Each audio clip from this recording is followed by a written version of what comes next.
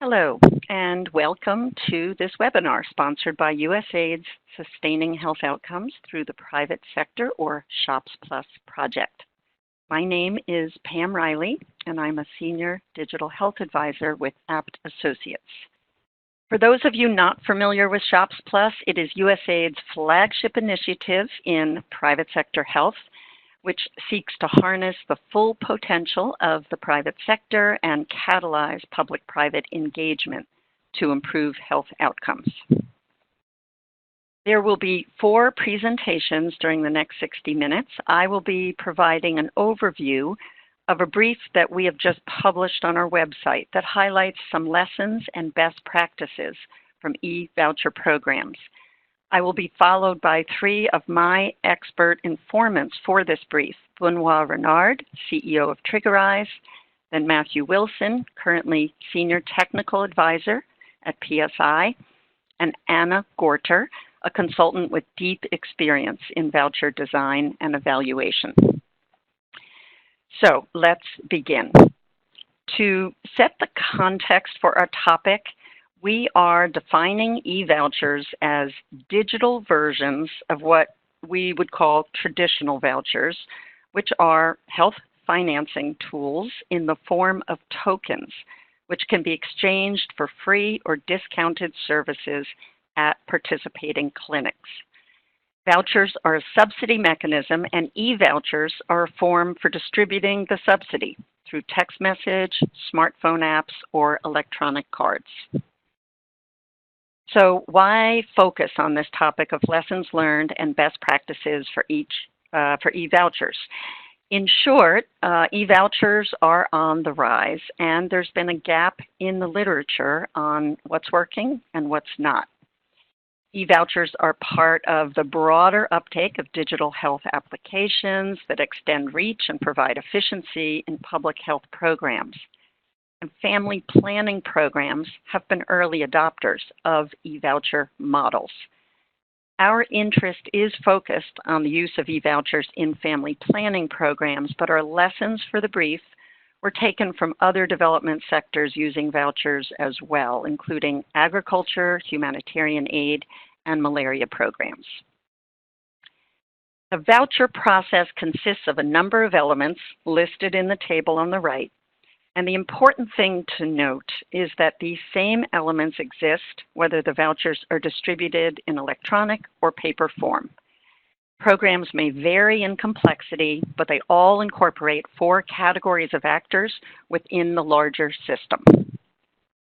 The first category is program managers who set standards, oversee operations, monitor quality, and you will be hearing more about program management from Benoit's presentation. Programs also utilize community mobilizers who may be staff, volunteers, or recruited through partner organizations, and they conduct outreach, education, and distribute the vouchers. And Matthew will go into more depth on the specific relationship of community mobilizers with e-vouchers. A third category are the clinical providers who must be recruited and supported to accept vouchers in return for compensation from voucher program managers for services delivered. And last and most importantly are the beneficiaries, the target populations who meet predefined criteria based on income, location, age, or need. Anna will cover beneficiary experience in more detail in her presentation. So our focus today and in the brief is on the front-end beneficiary-facing elements of the voucher system and what happens as programs shift from paper to digital forms of vouchers. What we call the back-end system facing the program manager is typically digitized in voucher programs from the start, enabling managers to process claims from providers and analyze program performance. But the front-end process for distribution and redemption is where there's been a more gradual transition. So our webinar today is on what we've learned about replacing physical tokens with a text or electronic code. One of the questions we had for voucher programs is what led them to make the switch? What benefits have they seen as a result of transitioning from paper to digital? And the primary motivation cited was the efficiency of digital for tracking and reporting and eliminating steps in printing, transporting, warehousing, and reconciling paper vouchers. The second most common driver of moving to digital was the ability to prevent fraud, noting that paper vouchers can be copied or counterfeited. When asked about key advantages realized by voucher programs, it was digital's versatility and flexibility that were highlighted, and specifically the ability to micro-target specific subgroups in real time with additional incentives to encourage clinic visits without reprinting. Digital distribution also enables voucher interventions to link directly with related digital health applications, such as referral systems or mobile insurance. And finally, digital's characteristics as a two-way platform offers engagement between mobilizers and the beneficiaries for support, education, and reminders. So many of the pluses of e-vouchers were categorized in these 5 buckets. We also asked, what have the challenges and barriers been? What has slowed the transition to this more efficient, secure, and flexible format? And here there were 4 main categories. By far the most common barrier was weak technical infrastructure. Consistent mobile coverage, access to reliable power, these are still challenges in many environments in which we work, especially rural areas. And these considerations make paper vouchers the only viable options in some settings. But even where coverage is adequate, phone ownership and access remains a barrier, especially for women. And if the poorest are left behind by digital applications, then equity goals cannot be achieved. A third consideration mentioned in the literature is the limited use of technical experience for the community mobilizers. They are so key to effective engagement with beneficiaries, and they may lack basic familiarity with phone-based apps and require extensive orientation, training, and support.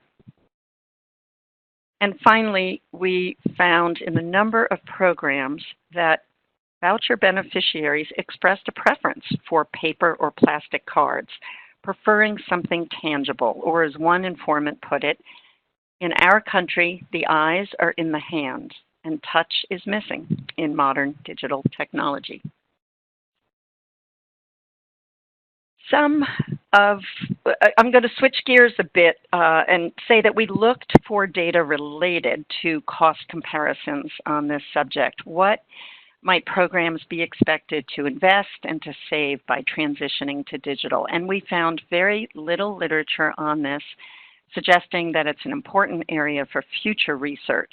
What program reports and informants did share is that the key variable to consider when assessing cost-benefit of deploying an electronic voucher platform is the timeline.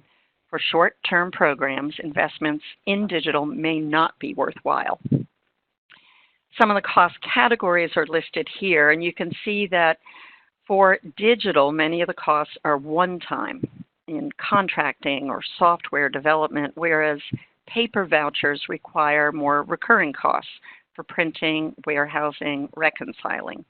So for programs with a sustained time horizon, investments in digital platforms will be recouped over time and support long-term sustainability. One of the main takeaways from our assessment is that voucher programs are increasingly creating hybrid options which combine digital elements with physical vouchers or offer beneficiaries a choice in format. So voucher management agencies would generate SMS or computer codes, send them to the mobilizers, and the mobilizers can forward the code to beneficiary phones or simply write the code on a card or paper, depending on the beneficiary preference. Looking ahead, we asked informants what other trends were influencing the voucher landscape. And they included, one, a shift away from SMS, which can be unreliable and costly, to WhatsApp and other social media channels. The growth of mobile money also serves as a stepping stone to other digital financial tools, and these financial services are in turn aided by the growth of biometric IDs. And finally, some of the large international NGOs are building on their early e-voucher experiences to create a global approach, which would allow them to more easily replicate e-voucher systems from one country to another. So to wrap up, when asked about the future of e-vouchers, informants were bullish on their increasing use, given their greater versatility, ease of tracking. And while we are still in somewhat pioneering days with e-voucher implementation, there is an expectation that the connectivity gap, the main barrier, is closing. For those interested in reading the full brief, it is available currently on the Shops Plus Project website, and we hope that you will download.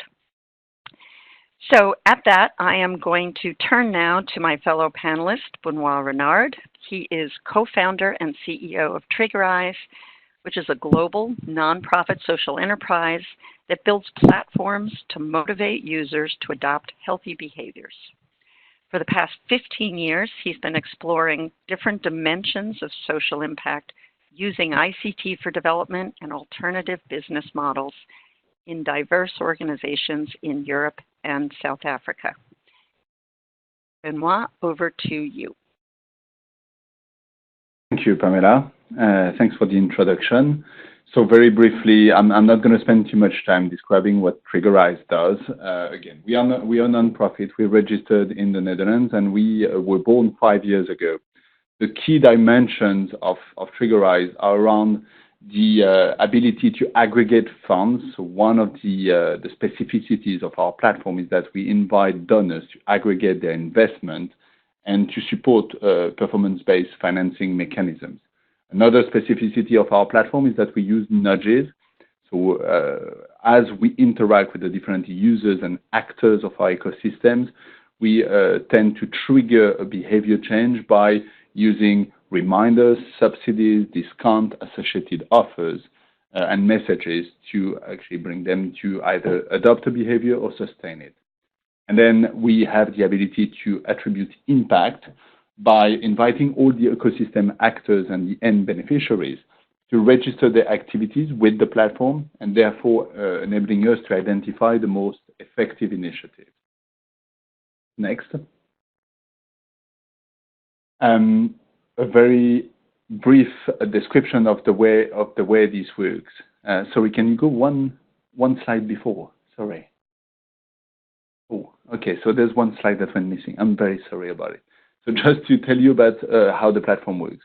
From a back-end perspective, we have a whole set of activities that are related to the design, the technical design of the platform. So I think Pamela alluded to it in many, many ways. We work on connectivity, we work on biometrics, we work on automating fraud detection, etc., etc. Then on the right-hand side, we have a large part of our work, which is field-based. So we engage with the different stakeholders, register the different actors, vet the different actors, quality control being an important element, and we trigger some above and below the line communication through the platform. This all enables us to actually create the basis, the 5 pillars of the platform. We create a community of users, again, end beneficiaries and ecosystem actors. We facilitate an ecosystem on the ground, a brick and mortar ecosystem. We trigger the creation of more content, and in our case, the content is really the offers that we propose our different users, and then we enable all of our users to transact within the platform, and that creates a wealth of data which we can then use to improve the user experience. Next. So to give you an idea of how the membership management works in our platform, basically, the user journey starts at a moment of enrollment. And we've opted, rather than trying to have a one solution fits all type of approach, we've decided to take a user-centered design approach and start to understand what is the relationship of each of our target audiences with technology. And we realized two things. Yes, in terms of equity, it's actually very important for us to be able to provide our users with a non-tech solution. So give them the ability to enroll onto the platform without using a phone, and we'll come back to it just now. We've also realized that a lot of our users are very fluid in the way they use technology, which means that they can one day have a smartphone because they borrowed it from someone and being able to interact on Facebook Messenger, but then the following day may not have any phone in their pocket. And we want to be able to understand that fluidity and adapt the way the platform works to this reality. In terms of demand creation, Pamela alluded to the fact that e-vouchers are very interesting because they're also a way to change potentially the relationship between a mobilizer and the beneficiary. What we see as well is that it also allows users to self-enroll and to have a little bit more agency when it comes to registering onto a certain program, a voucher program or a membership. So we promote a lot of actually our different offers through self-enrollment pathways, inviting users to either send us an SMS or connect with us through Facebook. And then the other aspect of the membership management important when it comes to technology and digital platforms is around the verification. So we invite our users to always have a two-way verification of their interactions. So you will have typically one of the actors issuing a one-time password, and then usually the beneficiary validating that one-time password through their smartphone or through their feature phone. Another way to verify is using biometrics. I'll talk about that just now. And then the other element of technology, which is fascinating for us, is then to be able to have a follow-up. Once we've verified the behavior that a beneficiary just adopted, for example, the service that they accessed, we can actually have some follow-up questions. One of the most successful ones recently has been asking them to rate the experience that they had. Some of our initial focus groups were telling us that users were really not used to being asked what their opinion was about anything. We had adolescent girls, for example, telling us it's the first time somebody asked me my opinion.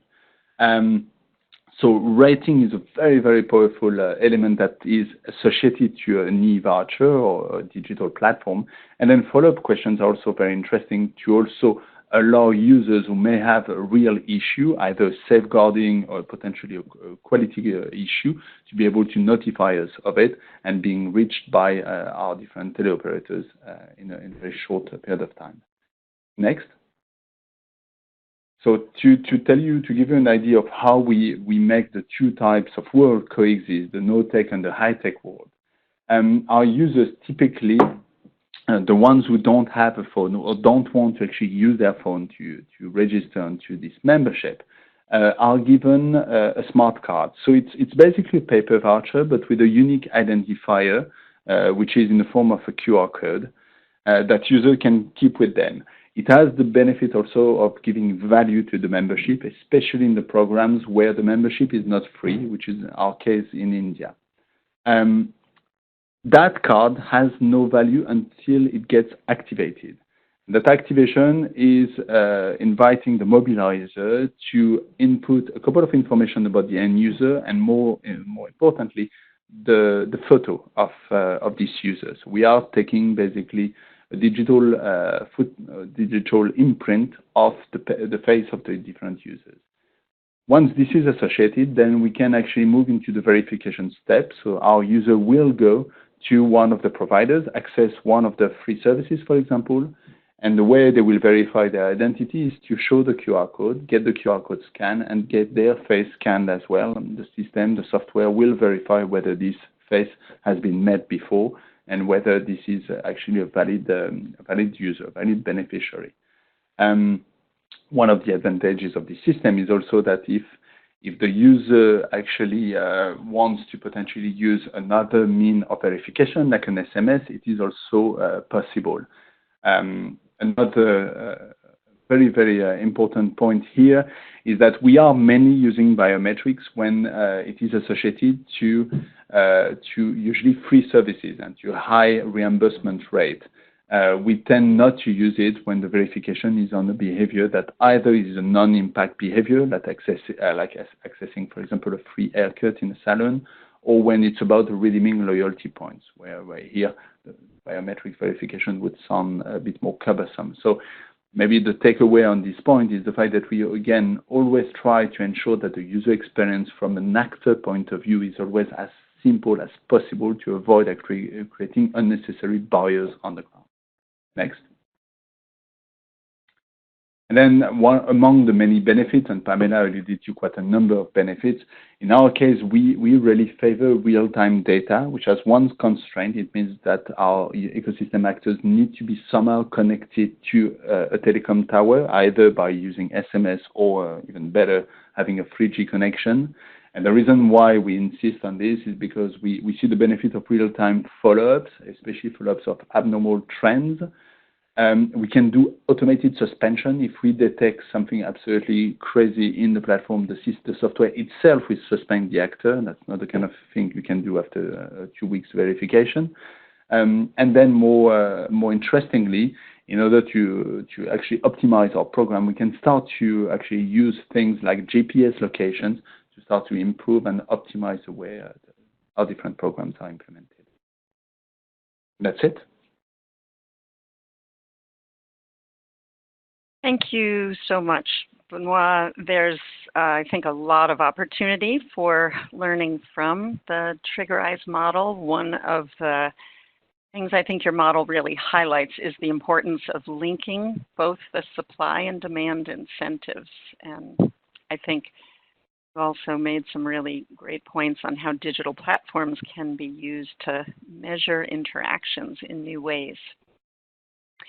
I am going to turn the mic over now to our next speaker, Matthew Wilson from Population Services International. Matthew is a senior technical advisor and currently serving as acting project director of Adolescence 360 project. Prior to this role, he spent 8 years with Marie Stopes International as a senior health financing advisor and social franchise director. In that role, he oversaw MSI's 16 voucher programs in 9 countries and served 500,000 voucher clients a year. Matthew, the floor is yours. Thanks, Pam. And as Pam said, it was a really interesting time to be involved in MSI's voucher programs, and I'm speaking primarily from that experience. We had scale, which was fairly unique for a lot of INGOs, I think, but the portfolio grown fairly organically, and a lot of kind of locally led innovation was underway. It wasn't something that was directed and controlled by the centre. So one of the first things we undertook with Anna's help, in fact, was a review of the portfolio to better understand the different strategies being employed and the various voucher management systems that have been developed. And the Shops Plus brief echoes a lot of the insights that we gained from that review. So, who are mobilizers? Well, as Pam said, mobilizers go by a variety of names, and they may be staff, volunteers, or third parties. They're the people on the front line. They spend their days moving around communities, rain or shine, seeking out potential voucher clients and engaging with them. Next. And these mobilizers really do matter. They're a fundamental component of any voucher program. And they perform a range of functions that you can't really easily replace with technology without making compromises. They're responsible for identifying and reaching potential clients, explaining the concept and purpose of vouchers, establishing eligibility, conducting pre-counseling and addressing fears, accompanying clients to service providers, and conducting follow-up. So how do mobilizers feel about e-vouchers? Well, like most things in life, there are pros and cons. I'm going to tackle the positives first. For many mobilizers, the prospect of using technology can be appealing.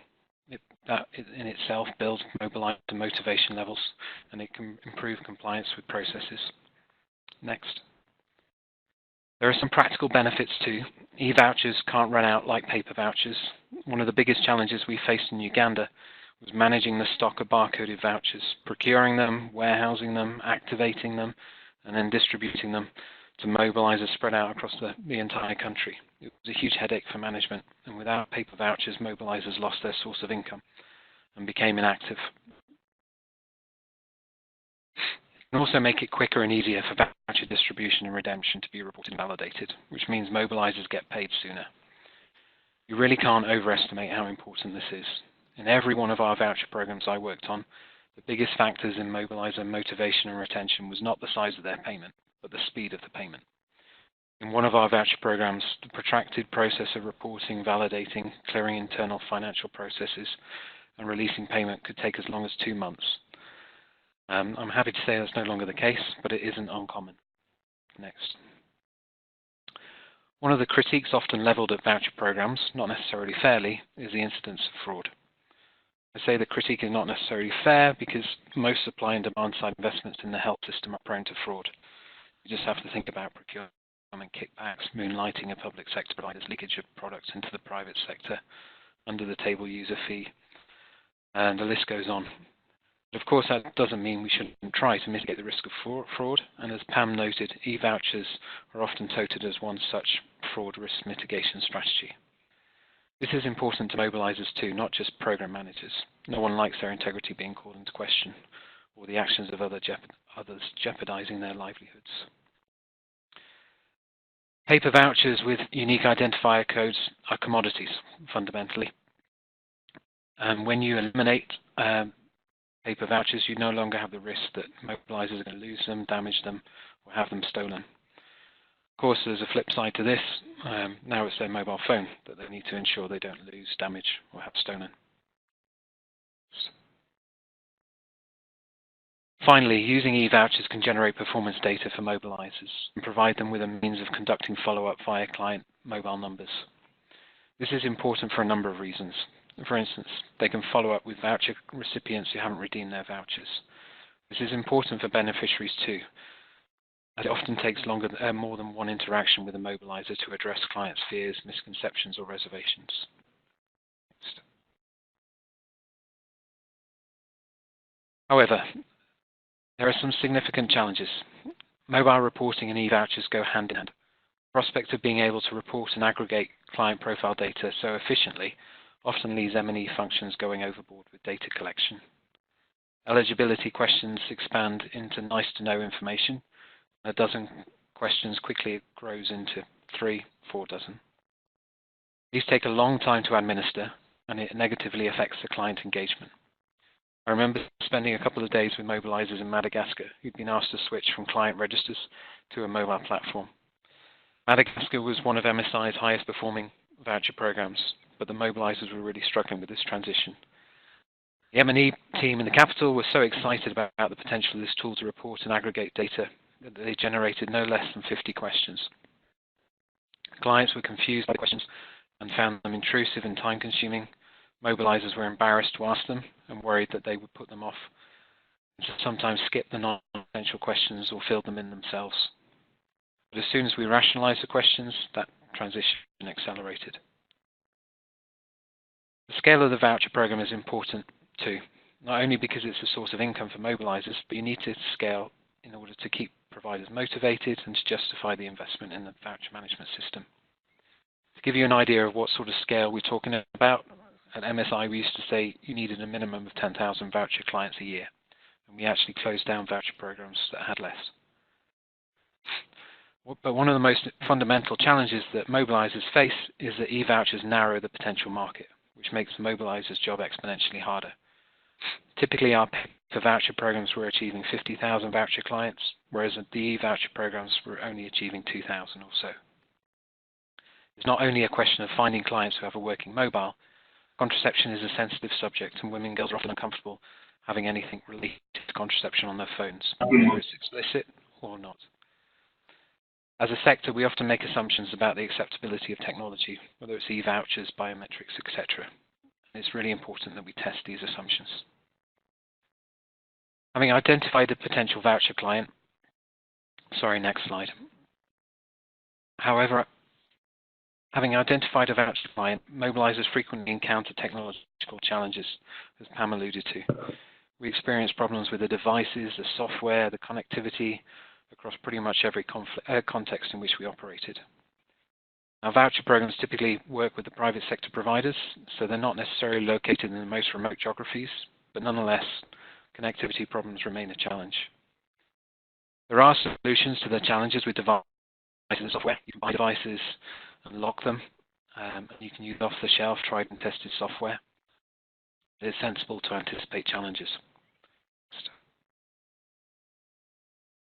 Just as there are challenges with the technology itself, there are also practical challenges for the mobilizers. They may not necessarily have the capacity and the familiarity with technology. Consider who your mobilizers are. If your research has concluded that mobilization is best done by individuals who happen to be less familiar with technology, then you're going to encounter more challenges. There are usually a large number of mobilizers. Attrition can be high, and the cost of buying every mobilizer and mobile device is expensive. So organizations sometimes expect mobilizers to use their own phone, but this is prone to challenges too. This relies on mobilizers having a certain standard operating system. You can't lock the phones necessarily, and if the phone is lost or replaced, then you need to reload software onto the new phone. Finally, even if these challenges are overcome, as we've already discussed, mobilizers often find clients prefer a paper voucher, so they operate a dual system. Anna's going to touch on this later as well. Next. So, how do we manage these challenges? First, it's important to sense check your objectives. Pretty much every call for proposals these days demands innovation, and the default go-to is usually harnessing technology in some way. But we need to be cautious not to pursue e-vouchers simply to tick that innovation box, as there may be trade-offs that you have to make. Of course, paper vouchers are not without their own challenges, so it's important to understand these as well. More often than not, the conclusion is that you need paper vouchers without a unique identifier code and e-codes that you can assign to them offline and distribute them. This is what Pam described as a hybrid model.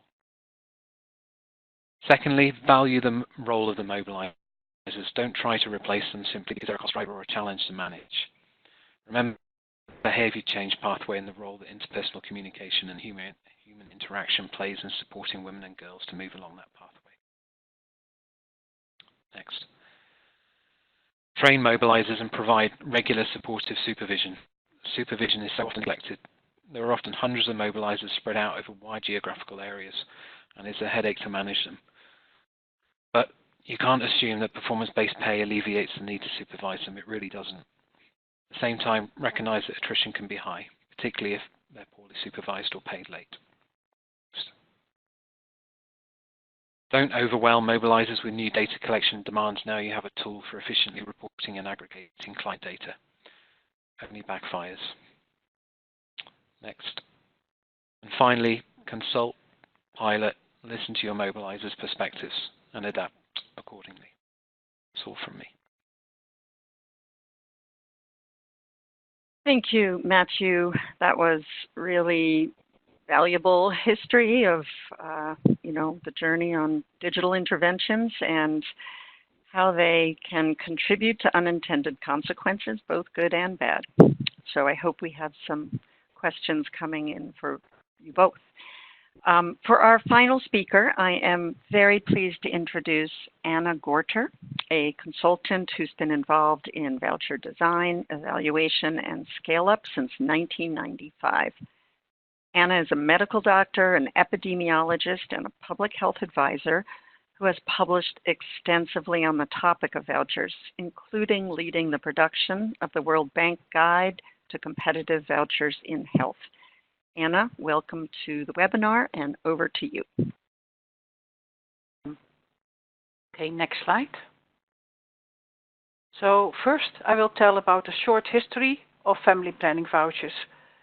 First time they were observed was in 1964 in Taiwan, where they partly responsible for the rapid fertility decline observed in Taiwan.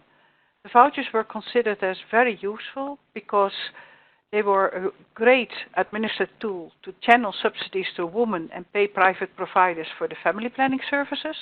They were an excellent educational tool to create demand and a very good evaluation tool to analyze the use of the family planning services, the performance of the distributors and of the health providers.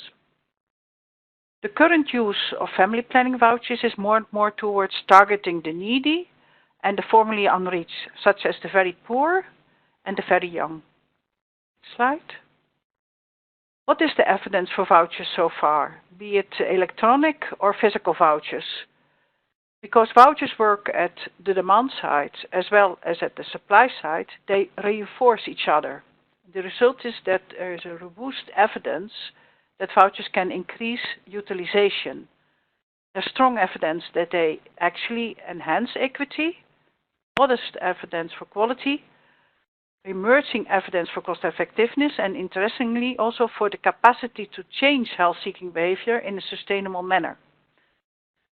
And there are some programs have shown impact on health outcomes. Next slide. Vouchers are by design client-centered. If the needs of the clients are not considered, there will be no voucher clients. At the right, you see the voucher cycle processes which were pointed out by Pam. The first three, which I have colored, will be discussed as they have some bearing on the client experience. Slide. Next slide. So, accrediting supervising providers, which improves quality of care. That's what my first one. How do vouchers impact client experience? Vouchers help clients to find the clinics where they actually can obtain the family planning service they need. For example, an implant for young people. The mapping of the health providers identifies the clinics which are most appropriate for your target clients, for example, for young people, which clinics, the most use-friendly clinics are selected. And supervision ensures quality is maintained and clients treated with respect. The last, extra income is increase the provider interest, and this makes income is then used to make the clinic more attractive and client-friendly. The right, you see a clinic in Kenya, a social franchise clinic, where the provider used some money to make a small space, which was for use to wait until they were attended. Next slide. Identifying and qualifying beneficiaries to target those with needs. Programs need a strategy and tools to identify the poorest or the youngest and or disadvantaged. This type of target populations requires that programs partner with community workers who are nearby and trusted by this population, as Matthew already pointed out. In order to identify eligible beneficiaries to distribute the vouchers and to encourage beneficiaries to use the vouchers. Here you see, for example, a community worker handing out a voucher to a woman in Yemen. Next slide. Identifying and qualifying these beneficiaries, the vouchers, the e-vouchers do facilitate these processes because they can connect the different actors in real time and shorten, for example, the period for beneficiaries to receive the voucher. In Zimbabwe, the qualification and enrollment process has been reduced from more than a month to a few days because the community workers, the ones who are actually living in the communities, are the ones who are identifying the potential beneficiaries, and they upload the data on their phones. Then the social workers receive the data the same day, and they can plan to make visits to the houses of these potential beneficiaries to qualify eligibility and hand out the voucher. And officers can review the trends of voucher distribution and can respond to problems in real time. Here you see in Zimbabwe a receipt for the payment of $1 Zim for an e-voucher. Next slide. Marketing and distribution of vouchers is a key education opportunity. This is because the face-to-face counseling, which is combined by education, also explanation of what services are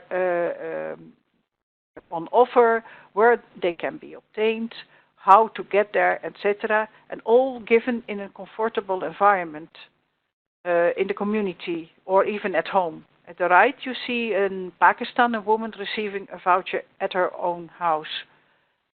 Physical vouchers provide important advantages to consider because they include detailed relevant information, for example, on the services to obtain, the clinics, or even the e-code or the validity of the voucher. They offer a gentle reminder, a cue to action, to access family planning services, and they empower, something which is very important for the poor. It's proof in hand that you have a right to be attended. It also reduces embarrassment during the clinic visit. In Uganda and in Kenya, adolescents manifested that the voucher was very helpful because when they would arrive at the clinic, the guard or the reception, not even the nurse, would ask them for what the reason was for the visit, and they hated to have to tell that. Next slide. So e-vouchers, the problem with e-vouchers, they need reliable systems, and we have seen in practice quite a lot of problems. The targeted groups have low phone ownership, and if they have a phone, they share the phone, and that leads to confidentiality problems. The women do not want to know the husband, to have the husband knowledge of their use of family planning service, or brothers or sisters. There are always observed a lot of network problems, and the software in the beginning might be user unfriendly or difficult to handle or taking too much time. And this discourages potential beneficiaries to answer questions or to wait for the e-code. It also discourages community workers to continue. This can be overcome by working with better software, which can also be accessed offline. Clients cannot access the code. We have seen that clients cannot access the code because the phone is unavailable. For example, in Nepal, a woman had received an e-code, but it was on the phone of her husband, the phone on their shared phone. The phone was with her husband, and he didn't want to provide the e-code until the community worker phoned him to say, please give the lady the e-code. She needs to go to the family planning service. Or, for example, this phone is not charged, or the little piece of paper where the e-code was written on has been lost. Clients cannot be attended because providers cannot validate the e-code. That's what we have seen as well. Next slide. So there's a trade-off between the options. The physical vouchers, they have great advantages, proof in hand, etc., everything I already explained. But they also have serious disadvantages, slow, costly manual process, very difficult to scale. Then e-vouchers have advantages because lower program costs, aids logistics, enables follow-up, real-time monitoring, but they have serious disadvantages. Unreliable systems in many environments present barriers, especially for the very poor and also for the very young. Slide. So people in practice have been devising the hybrid voucher, which already was discussed earlier on. It has advantages of both, and they are especially important for the groups we want to target, the ones with low ownership, phone ownership, or with shared phones. Distribution of paper is still needed, but it's much less complicated because the paper or the card have no value until the e-code has been filled on. So here you see such a hybrid model, and as you see on the voucher there are spaces where you can fill in the e-code as well as the date of issue. This is from Kenya for the adolescent voucher program, which was very successful. Thank you.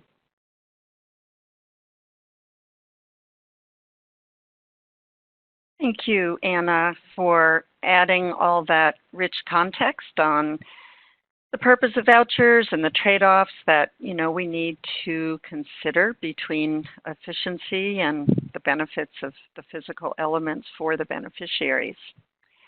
So this wraps up our speaker portion of the webinar, and we will now be fielding questions, which again we encourage you to post in the chat box. And a starting question that can be answered by all of you, maybe I'll start with you, Matthew, is We know that many family planning voucher programs target adolescents specifically for education and services. And what have you observed in terms of the pros and cons of engaging specifically with adolescents through their phones, with regard to family planning?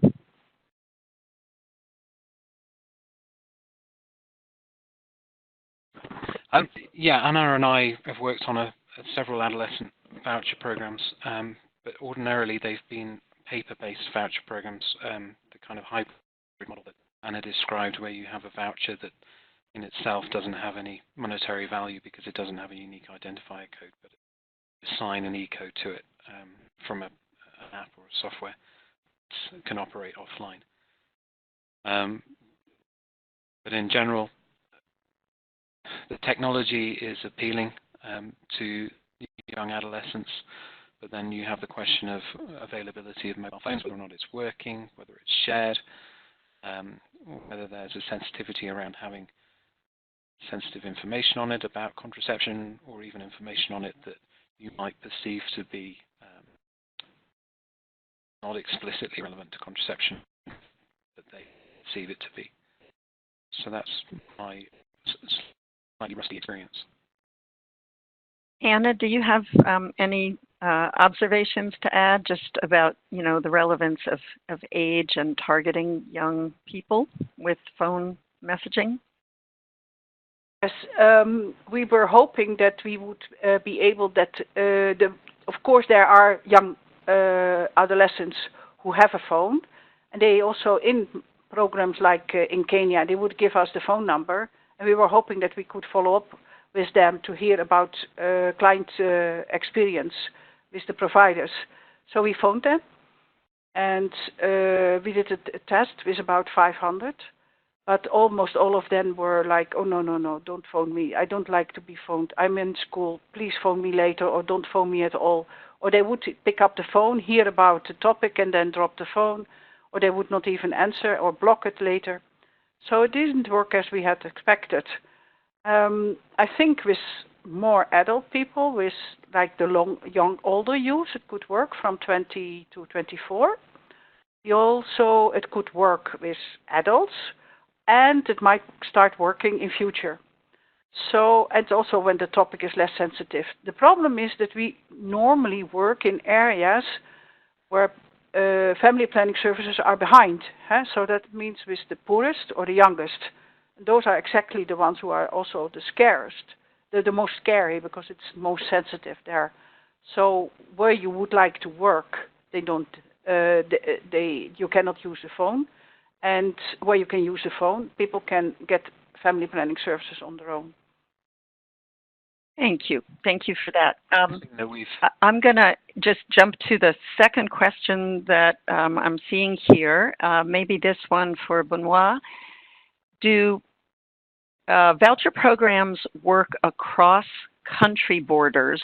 Do they work regionally and among diverse language groups? Do you have any experience with that question, Benoit?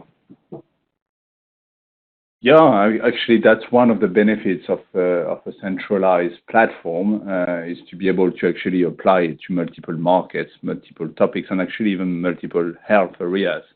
Depending on how you design your software, you may have very, very small adaptable modules, such as language, or such as just, again, the type of offers that you promote. But the backbone of your software may be completely standard. And that would allow you to actually deploy your voucher program in multiple countries at once, again, with multiple partners. Yeah, for sure. Great. Another question that's come in asks whether private providers contribute financially to the program given their increase in clients. Matthew, do you want to take that one? Sure. Not in my experience, no, unless it's a kind of an in-kind contribution, calculating justifying on the basis that they're getting a significant volume of clients coming through. The private providers are normally paid a reimbursement fixed rate. Can I chip in? Please. So we have some experience that providers were interested in Pakistan. They were interested in continuing with the voucher program and then paying themselves for the community workers who are the ones who are creating demand, because they saw that this brings them volume and income and also gives a lot of propaganda for the other services as well, basically. But they didn't want to pay for example, accreditation, accreditation and for quality control or things like that, or training. No, but for the demand creation, they were okay with that. And that was, I was just going to say the Pakistan program was such a huge voucher program. They've been operating for so many years. It kind of really established a precedent that it worked. Providers were completely bought into it. Yeah, just to chip in our experience, in India, our providers are actually co-paying. They're allowing basically the users to access the service at 50% discount rate, and they are the ones covering for the other 50%. We don't reimburse them for the value of the service. And the other experience we had is the one that Anna was describing. We have a pilot currently in Kenya where the providers are supporting the demand creation effort, which is already a form of co-payment. But same thing as what Anna was pointing out, not for anything else, no training, nothing else. Okay. I have the same experience in Vietnam with a program from Mary Stopes. The providers were prepared to pay half of the costs for the discount. So, yes, they did. But then it would be against bulk, against much more clients. And maybe one point here is that what we seem to see, especially for family planning programs, is that providers are interested in creating demand in a much larger way, potentially for other types of services that they would be offering, or maybe for another type of target audience. So among the things we've explored is them welcoming maybe an older person of the household to actually come together with the user of the voucher and benefit from another type of service, and they would be then ready to co-invest into the demand creation and platform itself. Thank you all. I am going to move to the next question, which is, where do you see most potential for the use of vouchers outside of reproductive health? And I know we have targeted applications in family planning for this webinar, but Benoit, have you worked for vouchers in other areas? Yeah. So when we started, maybe a disclaimer and put at the beginning, when Trigger started, we were actually part of PSI. I used to work for PSI.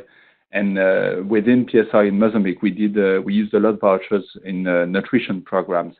And it was always with the logic of associating a demand creation effort, mobilization effort to an actual call to action and the uptake of a certain product.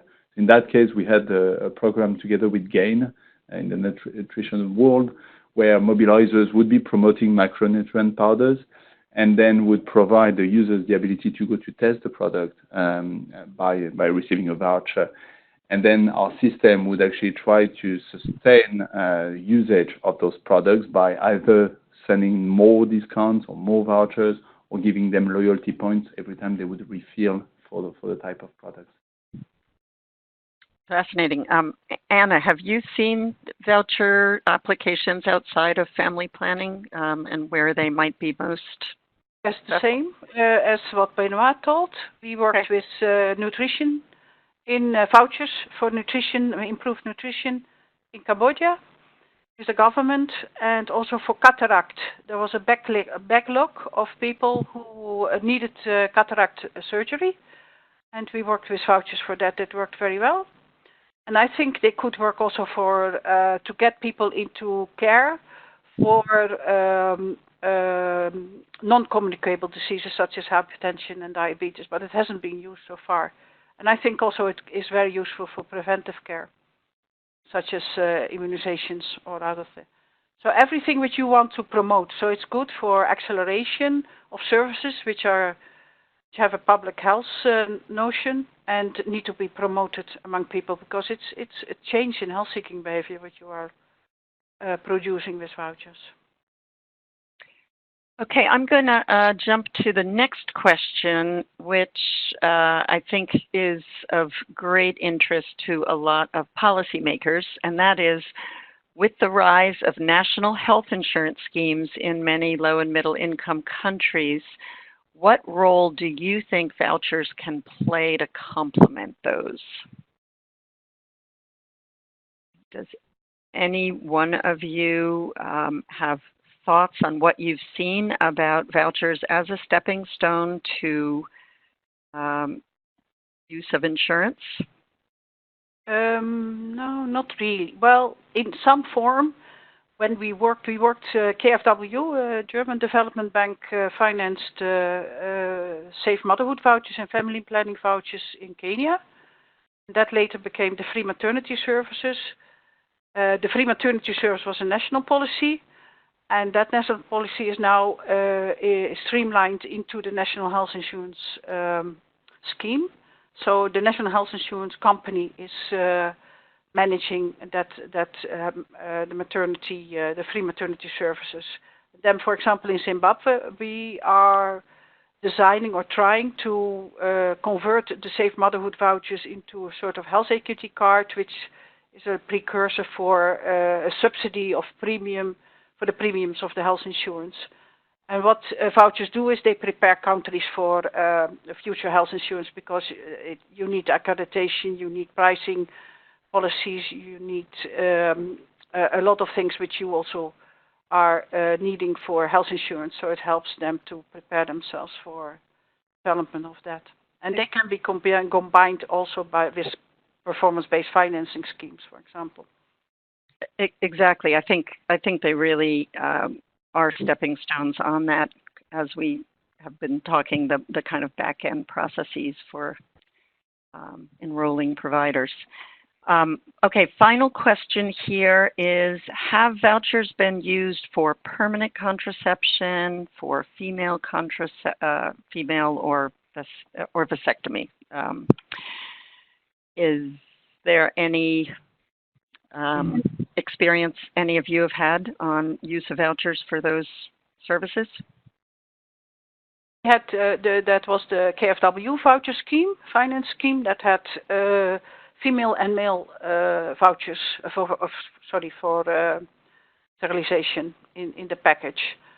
And in Pakistan, they have had it also in the package for sterilization. So I think it has been in several countries. It has been used as well, next to the long acting methods. We have 2 minutes left in our hour, so I would like to ask all of you if you have any final comments in terms of preparing for this webinar, things that you've been contemplating with regard to the evolution toward e-vouchers. Any of you can jump in? I mean, I could start, Pam. Sure. One of the learnings over the past 5-7 years of implementation of the TriggerS platform is that things are changing quite a lot in terms of user behavior when it comes to usage of technology and access to services. And what we are learning is, in fact, that there is a lot of fluidity, and your smartphone user may tomorrow be a no-phone user, as I was describing. And for us, it's an invitation to really think a little bit more holistically about how to actually be relevant to the end user, rather than absolutely focusing on the tool. I don't want to be a hammer that is looking for a nail. I think our users are showing us every day that actually some of our assumptions may not have been the most relevant ones. They do want to interact with a human being sometimes, but sometimes they're very happy to interact with a machine, and that's where we need to be. Excellent. Excellent point. Matthew or Anna, final word? We have 30 seconds. Sure. Oh, I was just going to point to the evidence gaps and the need to kind of better understand what it is that is transformational in a voucher program, aside from the removal of the financial barrier and how significant that interpersonal communication is. I'm also going to note that within Adolescent 360 we've been using USSD codes in order to have interactions with girls in an anonymous way. And that could potentially be a good avenue for conducting follow-up with girls whose mobile phones we have through an e-voucher program. Excellent. Anna, final words? Nothing special. Okay. Well, I really want to thank the panel. You were a fabulous set of experts to share all of your knowledge with our participants. And for those of you who have dialed in, we will be sending you all links to the brief as well as PDF copies of the slides.